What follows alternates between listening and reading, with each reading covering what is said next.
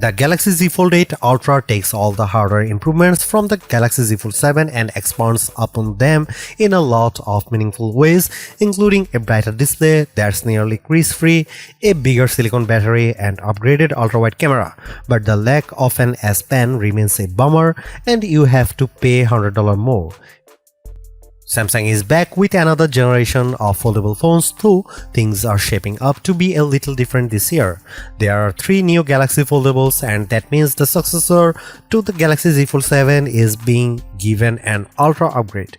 It's easy to be cynical and assume this is a simple name change, but it feels like Samsung has worked hard to make the phone worthy of the name Galaxy Z Fold 8 Ultra. While the incoming software and AI features are not that impressive with the exception of the foldable friendly now notch, there's plenty of hardware upgrades to be excited about. This includes a brighter and nearly crease-free display, a larger silicon carbon battery, and an even thinner design. Plus, you get a beefed up 50 megapixel ultra-wide camera, but there is also some trade-offs versus Samsung's Galaxy S26 Ultra that I wish you didn't have to make. Samsung has invested a lot in improving the screen on the Galaxy Z Fold 8 Ultra. The screen itself is now brighter, offering up to 3000 nits, up from 2600 nits on the Galaxy Z Fold 7, while Samsung has added an anti-reflective coating to ensure that the screen is visible no matter the conditions. Having compared the Galaxy Z Fold 8 Ultra side by side with Z Fold 7, the difference is very noticeable.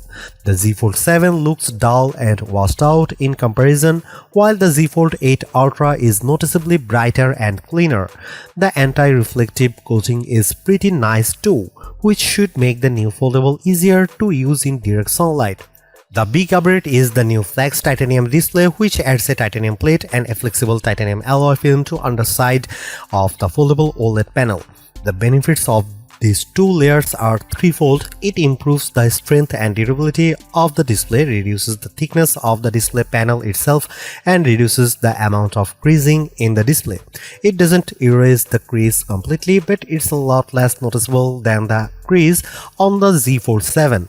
The crease is still there, but it's a heck of a lot harder to see. For me, the most exciting upgrade for the Galaxy Z Fold 8 Ultra is the silicon carbon battery, a first for Samsung. The battery capacity has increased from 4400 mAh to 5000 mAh.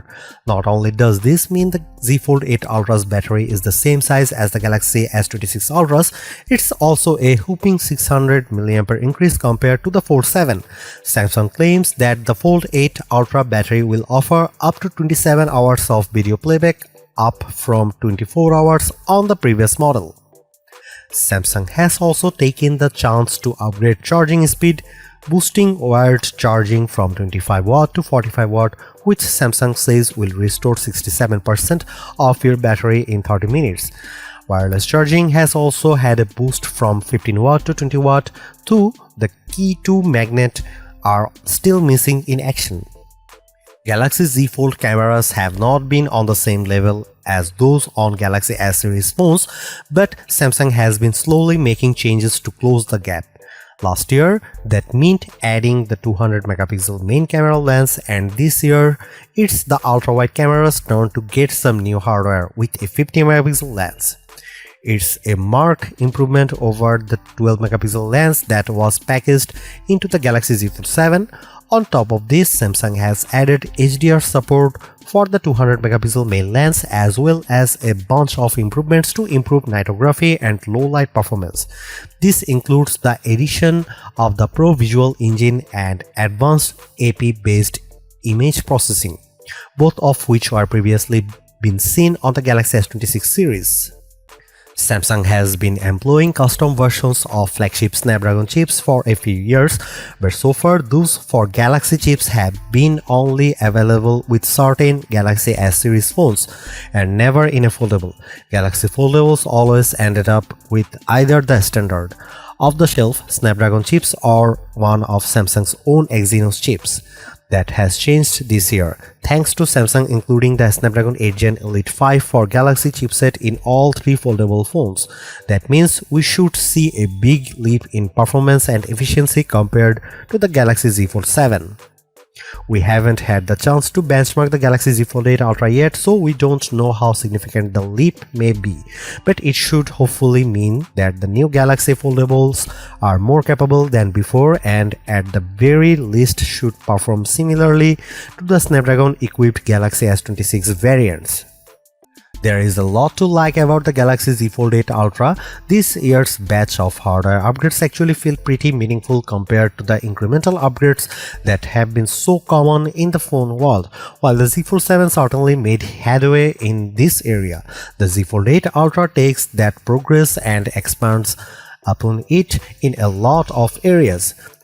For once, it feels as though a Galaxy Foldable isn't lagging too far behind the flagship Galaxy S series. That's all down to the greatly reduced crease, upgrade silicon carbon battery, faster charging, and upgrade ultra-wide camera. It certainly feels as though the Ultra rebrand is more than just a cynical name change. However, the Fold 8 Ultra is certainly not the perfect foldable. The price has risen by $100 for the third consecutive year and it still falls short in a few areas. There is no S Pen, no privacy display from the Galaxy S26 Ultra series, and the lack of an IP68 rating means you should not take this foldable to the beach. Still, based on the limited time I have spent with the Galaxy Z Fold 8 Ultra, I am optimistic about what this next generation foldable has to offer. Now we just need to put it through its paces with some in-depth testing to see how it really performs. Samsung Galaxy Z Fold 8 Ultra pre-orders begin today ahead of an August 8 release date. Prices start from $2,099 US.